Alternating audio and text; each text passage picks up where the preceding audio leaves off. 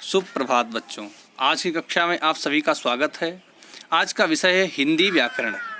हिंदी व्याकरण में भी विशेष रूप से हम संधि का अध्ययन करेंगे। संधि में भी हमने पिछली क्लास में अध्ययन किया था, संधि किसे कहते हैं, संधि के भेदों का अध्ययन किया था। संधि के विशेष रूप से स्वर संधि के भेदों का अध्ययन किया था। आज की कक्षा में हम विसर्ग संधि के बारे में अध्ययन करेंगे। ठीक है बेटा वैभव, आप बताओ, हमने आपको स्वर संधि के भेद बताए थे, तो संधि के कौन कौन से भेद होते हैं? बहुत सुंदर। संधि के 3 भेद होते हैं, स्वर संधि, व्यंजन संधि और विसर्ग संधि। तो आज हम व्यंजन संधि के बारे में पढ़ेंगे। तो सबसे पहले हम जानेंगे व्यंजन संधि कहते किसे हैं। ठीक है, तो व्यंजन संधि यदि पहले शब्द के अंत में व्यंजन हो और दूसरे शब्द के आदि में व्यंजन या स्वर हो, तो इनके मेल से होने वाले परिवर्तन को व्यंजन संधि कहते हैं। ठीक है, आपने स्वर संधि पढ़ी थी। स्वर संधि में आपने देखा था कि परिवर्तन जो हो रहा था वह पहले शब्द के अंतिम अक्षर में कहीं कहीं हो रहा था, कहीं कहीं पहले शब्द के अंतिम अक्षर में और दूसरे शब्द के आदि अक्षर यानी दोनों अक्षर में परिवर्तन हो रहा था। लेकिन व्यंजन संधि में जो परिवर्तन होता है वह हमेशा पहले शब्द के अंतिम अक्षर में ही होता है। आप उदाहरण देखिए, सद प्लस जन। ठीक है, यहाँ पर सद में दा वह भी व्यंजन है। देखिए, हम कैसे जानेंगे कि पहले शब्द का अंतिम अक्षर व्यंजन है? यदि उसमें हलंत लगा हुआ है तो आप समझ जाइए कि यह व्यंजन ही है, स्वर इसमें नहीं है। यदि हलंत नहीं लगा है तो आप समझिए इसमें स्वर है, तो उसमें व्यंजन संधि नहीं होगी। ठीक है, तो देखिए सद प्लस जन, तो सद देखिए, सद में दा में हलंत लगा हुआ है और उसके बाद में भी व्यंजन ही है। क्या व्यंजन है? जा व्यंजन है, तो दा भी जा हो गया, तो बन गया सज्जन। दूसरा उदाहरण देखिए, वाक प्लस ईस। यहाँ देखिए वाक में का व्यंजन है और उसके बाद में स्वर है। ठीक है, तो का का परिवर्तन हो गया, का बना गा के रूप में। ठीक है, तो बना वागीस। अब देखिए तीसरा उदाहरण देख लीजिए, सद चरित्र, सद प्लस चरित्र। देखिए यहाँ पर ता है, ता के बाद में व्यंजन च है, तो क्या हुआ, ता भी चा में बदल गया। ठीक है, तो बना सच्चरित्र। अब आते हैं, देखिए इसके बाद में हमने वर्ग लिखे हुए हैं, क वर्ग, च वर्ग, ट वर्ग, त वर्ग, प वर्ग। ठीक है, ये हमने इसलिए लिख दिया, हम जानते हैं आप सभी को व्यंजनों का ज्ञान हो चुका है। आपने व्यंजन का अध्ययन किया, आपने वर्णों का अध्ययन कर लिया, व्यंजनों का अध्ययन कर लिया, स्वरों का अध्ययन कर लिया। फिर भी हम एक बार आपको वर्ग लिख दे रहे हैं, क्योंकि इसलिए कि इसकी आवश्यकता आपको व्यंजन संधि में जगह जगह पर पड़ेगी। ठीक है, तो कहीं पर लिखा होगा कि वर्गों के प्रथम अक्षर, वर्गों के द्वितीय अक्षर, वर्गों के तृतीय, या कहीं पर वर्गों के प्रथम, द्वितीय, तृतीय इत्यादि। तो वर्गों के प्रथम कहने से आपको ज्ञान हो जाना चाहिए, वर्गों के द्वितीय कहने से आपको ज्ञान हो जाना चाहिए, इसलिए हमने वर्ग लिख दिए। कवर्ग में 5 अक्षर होते हैं। कवर्ग का पहला अक्षर है क, दूसरा ख, तीसरा ग। ऐसे ही चवर्ग में भी 5 अक्षर होते हैं, टवर्ग में भी 5 अक्षर होते हैं, तवर्ग में भी 5 अक्षर होते हैं और पवर्ग में भी 5 अक्षर होते हैं। यदि हम कहें कि वर्गों का प्रथम, तो क्या होगा, क, च, ट, त, प। हम कहें वर्गों का द्वितीय, तो ख, छ, ठ, थ, फ। हम कहें वर्गों का तृतीय, ग, ज, ड, द, ब। अगर हम कहें वर्गों का चतुर्थ, तो घ, झ, ढ, ध, भ। हम कहें वर्गों का पंचम, तो ग, ङ, ण, न, म। ठीक है, ये वर्ग होते हैं और वर्गों के अक्षर होते हैं। अब आप आगे संधियाँ पढ़ेंगे तो आप उसमें कहीं कहीं पाएंगे कि वर्गों का प्रथम, वर्गों के द्वितीय, या कहीं कहीं वर्गों के प्रथम, द्वितीय, तृतीय। तो इसलिए आप इन वर्णमालाओं को, इन वर्गों को बिल्कुल भूलें न। अब आते हैं संधि पर। व्यंजन संधि के भेद। व्यंजन संधि के भेद कितने होते हैं? 6 भेद। कौन कौन से? सबसे पहला इष्टुत्व संधि, इष्टुत्व संधि, जस्त्व संधि, चरत्व संधि, लप्त्व संधि और अनुस्वार संधि। तो सबसे पहला जो भेद है वो क्या है? इष्टुत्व संधि। ठीक है, तो हम सब पढ़ेंगे सबसे पहले इष्टुत्व संधि को। देखिए इष्टुत्व संधि में क्या है, यदि सा या तवर्ग से पहले या बाद में सा या चवर्ग का कोई वर्ण हो तो सा और तवर्ग के स्थान पर क्रमशः शा और चवर्ग हो जाता है। देखिए सा और तवर्ग हमने बताया था ना आपको, तवर्ग माने ता, था, दा, धा, न, 5 अक्षर। यानी 6 अक्षरों के बाद में, यानी सा और उसके बाद में त, था, दा, धा, ना, इन 6 अक्षरों के बाद में सा या चवर्ग में से कोई भी एक अक्षर हो तो क्या हो जाएगा, सा के स्थान पर ये वाला सा हो जाएगा और तवर्ग के स्थान पर चवर्ग हो जाएगा। यानी ता के स्थान पर चा हो जाएगा, था के स्थान पर छा हो जाएगा, दा के स्थान पर क्या होगा, जा, और धा के स्थान पर झा और ना के स्थान पर या हो जाएगा। आप उदाहरण देखिए, रामस, रामस प्लस च, ठीक है, रामस है। अब रामस में सा है, उसके बाद में क्या है, च है, चवर्ग का चा है। तो सा में क्या, सा के स्थान पर क्या हो जाएगा, इस सा के स्थान पर ये वाला सा हो जाएगा। तो यहाँ पर देखिए ये सा हो गया, रामश्च। अब सत प्लस चित है, तो सत में ता है, ता तवर्ग में आता है, तवर्ग का पहला अक्षर है च, ता, उसके बाद चित है, चित माने चा है, चा चवर्ग का पहला अक्षर है। तो सा के, ता के स्थान पर हमने क्या बताया था, श्रेया बताओ बेटा, क्या हो जाएगा, ता के स्थान पर हो जाएगा, ता के स्थान पर हो जाएगा च, तो बना सच्चित। अब एक उदाहरण देखिए, हमने आपसे कहा था कि तवर्ग सा या तवर्ग से पहले या बाद में, यानी ये निश्चित नहीं है कि सा तवर्ग के बाद ही चवर्ग हो, कभी कभी ऐसा होता है कि तवर्ग से पहले भी चवर्ग हो सकता है। आप नीचे वाला उदाहरण देखिए, याच प्लस न, ठीक है, याच प्लस न, यहाँ चा है, चा के बाद में तवर्ग का न है, तो क्या हो जाएगा, ना के स्थान पर क्या हो जाएगा, चवर्ग का पंचम अक्षर कौन सा है भाई, तवर्ग का पंचम अक्षर न है, तो चवर्ग का पंचम अक्षर कौन सा है, य, तो ना के स्थान पर हो गया य, तो बना याच या। उसके बाद में अगला उदाहरण, सद प्लस जन, देखिए दा तवर्ग का है, उसके बाद में चवर्ग का जा है, तो दा के स्थान पर क्या हो गया,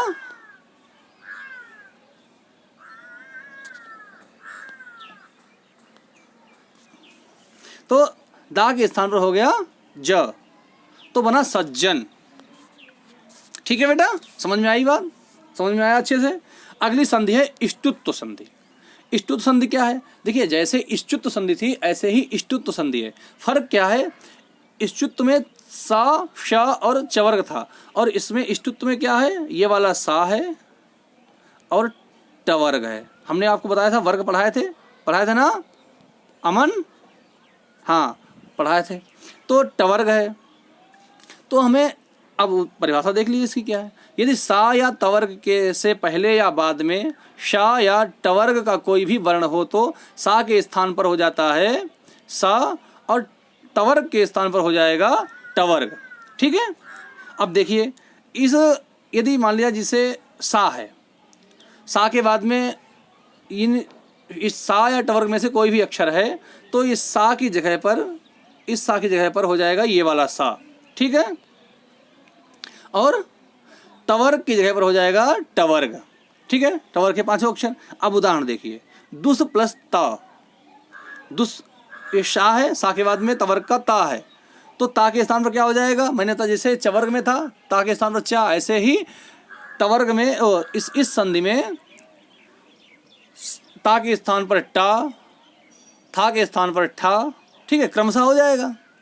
तो ये आप देखिए दुस प्लस ता, तो यहाँ क्या हो गया, ता की जगह पर क्या हो गया, टा हो गया, तो बना दुष्ट। कृष्ण प्लस न, ठीक है, देखिए सा है, सा के बाद में न है, तो ना के स्थान पर क्या हो गया, टवर्ग का 5वां अक्षर। टवर्ग का 5वां अक्षर कौन सा है, टा ठा डा ढा णा, णा है, तो णा हो गया, तो बना कृष्ण। अब अगला उदाहरण देखिए, तत् प्लस टीका, ता तवर्ग का ता है, उसके बाद में टवर्ग का टा है, तो ता के स्थान पर क्या हो गया, टा हो गया, तो बना तत् टीका। ठीक है, अब अगली संधि जस्तु संधि। कौन सी संधि, जस्तु संधि। जस्तु संधि में मैंने कहा था ना कि वर्गों को अच्छे से याद कर लेना, वर्गों की आवश्यकता आपको इस व्यंजन संधि में जगह जगह पर पड़ती है। तो वर्गों के प्रथम, द्वितीय, तृतीय, चतुर्थ, ठीक है, को वर्ग का तृतीय अक्षर होता है यदि वाद में वर्ग के तृतीय चतुर्थ वर्ण हो तो।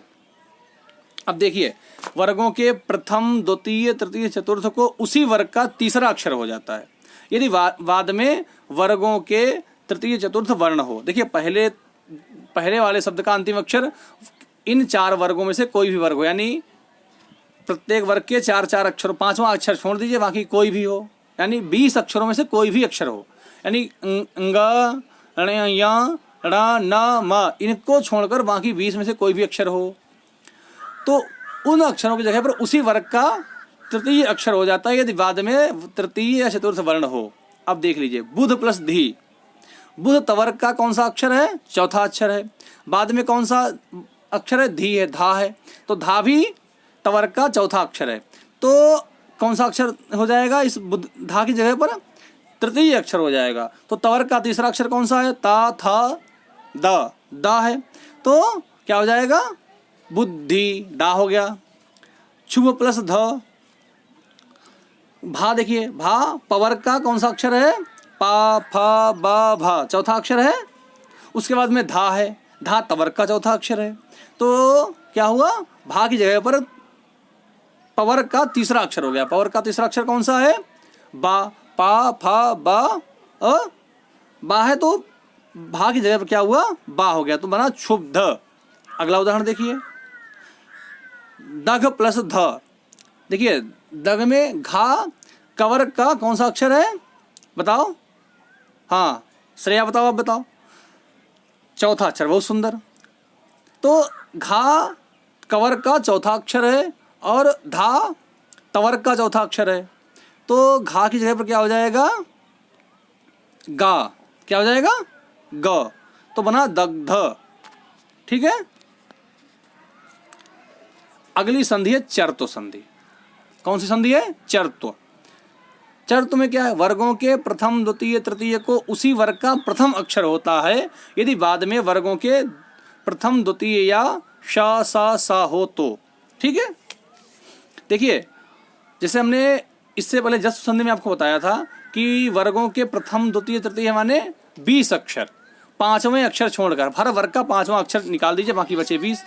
तो 20 अक्षरों को उसी वर्ग का प्रथम अक्षर होता है यदि बाद में वर्गों के प्रथम, द्वितीय अक्षर हों या तीनों सा में से कोई एक सा हो। अब उदाहरण देख लीजिए, तद प्लस पर। ठीक है, तद प्लस पर। तद, दा तवर्ग का तीसरा अक्षर है। हमें वर्गों के प्रथम, द्वितीय, तृतीय में से कोई, चतुर्थ में से कोई एक अक्षर खोजना है, तो तीसरा अक्षर है। और पर पवर्ग का पहला अक्षर है। पवर्ग का पहला अक्षर है। ठीक है। तो दा की जगह पर क्या हो जाएगा? ता हो जाएगा, तो बना तत्पर।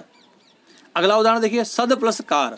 सद में दा तवर्ग का कौन सा अक्षर अभी बताया हमने आपको? बताओ, छाया बताओ। हाँ, तीसरा अक्षर, बहुत सुंदर। तो तीसरा है। उसके बाद में कार है। कार कवर्ग का पहला अक्षर है, तो दा की जगह पर क्या हो जाएगा? ता, सत्कार। अगला उदाहरण देखिए, उद प्लस साह। उद में दा फिर वही है, दा वर्ग तवर्ग का कौन सा अक्षर है? तीसरा अक्षर है। ठीक है। और उसके बाद में क्या है? सा है। हमने बताया ना, तीनों सा में से भी कोई एक हो, बाद में कोई तीनों सा में से भी कोई एक हो, तो क्या हो जाएगा? उसी वर्ग का पहला अक्षर हो जाता है। तो यहाँ दा किस वर्ग का है? तवर्ग का है। तवर्ग का पहला अक्षर क्या है? ता है, तो बना उत्साह। ठीक है, समझ में आई बेटा? अच्छे से तैयार करो, खूब मन लगा के समझो इसको। कहीं कुछ समस्या तो आप बिना संकोच के मुझसे आप पूछ सकते हो। अगला आया अनुस्वार संधि। ठीक है। यदि क, च, ट, त, प के बाद ना या मा आए तो क, च, ट, त, प अपने वर्ग के पंचम वर्ण में बदल जाते हैं। अब देखिए, यानी कि प्रत्येक वर्ग का पहला अक्षर। ठीक है। कवर्ग का पहला अक्षर क्या है? क। चवर्ग का पहला अक्षर च, टवर्ग का पहला अक्षर ट, तवर्ग का पहला अक्षर ता और पवर्ग का पहला अक्षर प। इनके बाद में यदि ना या मा में से कोई भी एक अक्षर हो तो प्रत्येक वर्ग अपने पंचम अक्षर में बदल जाता है। तो कवर्ग का पंचम अक्षर कौन सा होगा? ङ। चवर का पंचम अक्षर कौन सा है? या, ठीक है, ये पंचम अक्षर हैं।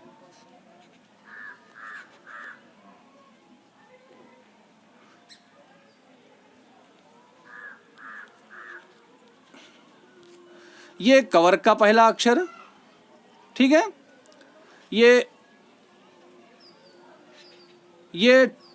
चवर का पहला अक्षर, टवर का पहला अक्षर और तवर का और पवर का, यानी पांचों वर्गों के पंचम अक्षर ये हैं, ठीक है।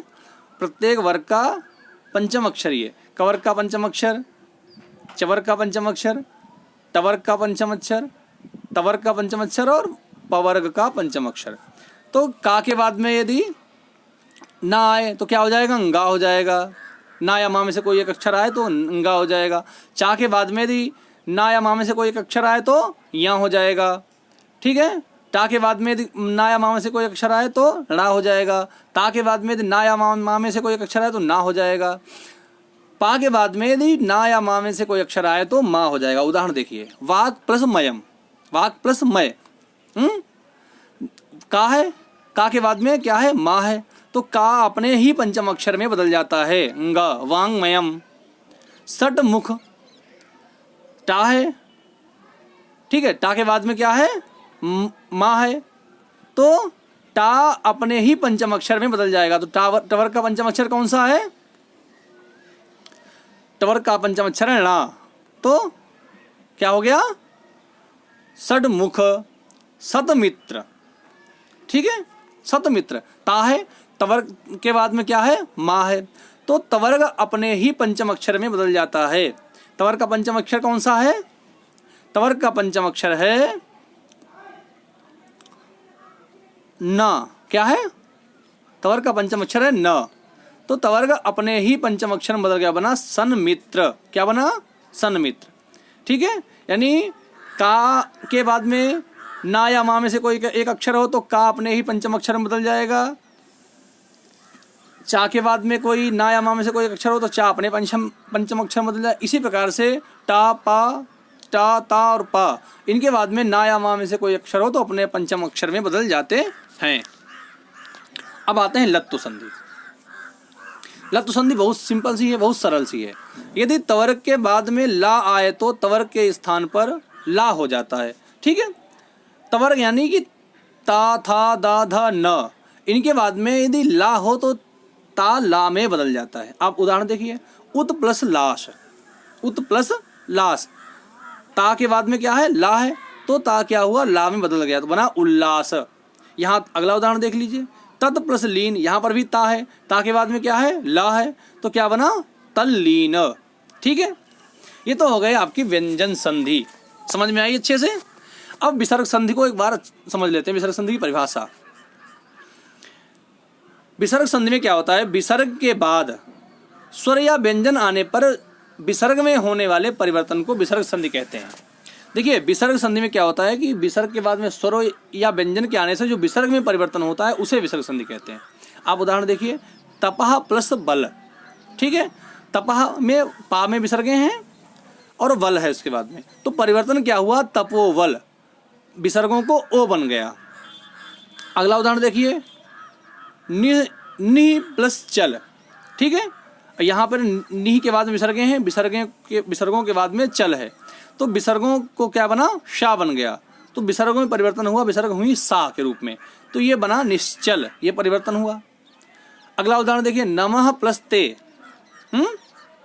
नमः प्लस ते, अर्थात यहाँ पर माँ के बाद में विसर्गे हैं तो विसर्गों को हो गया श, आधा सा, ठीक है। एक चीज विशेष ध्यान रखना, विसर्गों के स्थान पर जो परिवर्तन होगा वह हमेशा आधा ही होगा।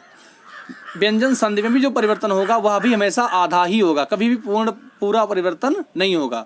यदि बाद में स्वर है तो वो स्वर मिल जाता है आके, तो पूरा हो जाता है। यदि बाद में व्यंजन है तो वो हमेशा व्यंजन आधा ही रहता है। देखिए, नमस्ते जैसे यहाँ बना हुआ है,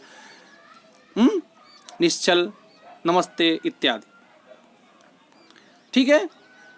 अब आपसे कुछ अभ्यासार्थ प्रश्न पूछ रहा हूँ जिनका आप लोगों को उत्तर देना है, ठीक है। अच्छे से आपको समझ में भी आया होगा। इष्टुत्व संधि की परिभाषा, इष्टुत्व संधि की परिभाषा क्या है? ठीक है, सभी को पता है ना? ठीक है, आप बताओ प्रशांत। बहुत सुंदर। यदि शा या तवर्क के बाद में या पहले, हाँ बहुत सुंदर। यदि सा या तवर्क से पहले या बाद में शा या चवर्ग आए तो शा एवं तवर्ग के स्थान पर क्रमशः शा और चवर्ग हो जाता है। बहुत सुंदर। अब लत्व संधि की परिभाषा बताइए। आप बताओ संध्या, आप बताओ। ठीक है, बहुत सुंदर। यदि तवर्ग के बाद में ला आए तो तवर्ग के स्थान पर ला हो जाता है। बहुत सुंदर। अच्छा, कुछ शब्द हैं जिनके संधि विच्छेद आपको करने हैं। ठीक है, पूछें? हाँ, आप बताओ ललित। नमस्ते, इसका संधि विच्छेद करना है आपको। क्या होगा? बहुत सुंदर। नमः प्लस ते। शशांक, आप बताओ। उत्साह, इसका संधि विच्छेद करना है आपको। करिए, बताइए क्या होगा। बहुत सुंदर। उत प्लस उत, नहीं, उद प्लस साह। ठीक है, तो हो गया उत्साह। अगला उदाहरण, सद प्लस जन में संधि कीजिए। ठीक है, सद प्लस जन में संधि करना। अब आपको संधि करनी है तो कौन बताएगा? संगीत का आप बताओ। सद प्लस जन में संधि क्या होगी? बहुत सुंदर, सज्जन। ठीक है, आज की क्लास में बस इतना ही। अगर आपको कहीं कुछ भी समझ में ना आया हो तो आप उसको निसंकोच मुझसे पूछ सकते हो। कमेंट बॉक्स में आप लिखें अपनी समस्याओं को, हम आप उसका उन समस्याओं का निस्तारण अवश्य करेंगे। धन्यवाद। आज के लिए बस इतना ही।